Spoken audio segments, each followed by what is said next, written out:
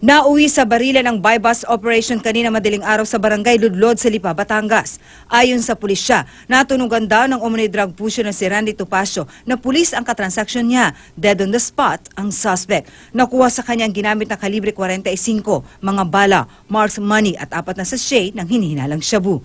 Sa buy-bust operation sa Batangas City, patay rin ang umano'y pusher na si Roderick Fahilan. Binaril daw siya ng pulisya matapos siyang tutukan ang katransaksiyong pulis. Nakuha sa suspect ang 6 na sachet ng hinihinalang shabu at kalibre 38 revolver. Nanlaban daw kaya napatay ang suspect na si Abraham Awat sa buy-bust din sa barangay Tugtog, San Jose, Batangas. May nakuha rin sa kanyang kalibre 45, mga bala at 2 sachet ng hinihinalang shabu. Sa Sarat, Ilocos Norte, tiklo sa buy-bust si Constantino Herrera Jr. na top 5 drug pusher doon. Nakuhanan siya ng 11 pakete ng umano'y shabu, 1 kalibre 22 na baril at mga bala. Todo tanggi ang suspect sa paratang. Sa Bangged Abra, 3 ang nahuli sa akto ng umano'y pagbebenta ng shabu. Arestado ang 3 kabilang ang 1 binatilyo. Nabawi sa kanila ang 1 sachet ng shabu at buy-bust money. Itinanggi ng 1 sa 3 na nagbebenta sila pero aminadong nagdodroga. Mahaharap sila sa paglabag sa Comprehensive Dangerous Drugs Act of 2002.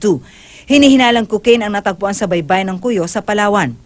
Higit kumulang 1 kilo ito at nakabalot sa plastic. Hinala ng mga otoridad, bahagi ito ng mga packed drugs na natagpuan sa Quezon Province noong nakarang linggo. Susuriin pa ang package. Marisol Abduraman, GMA News.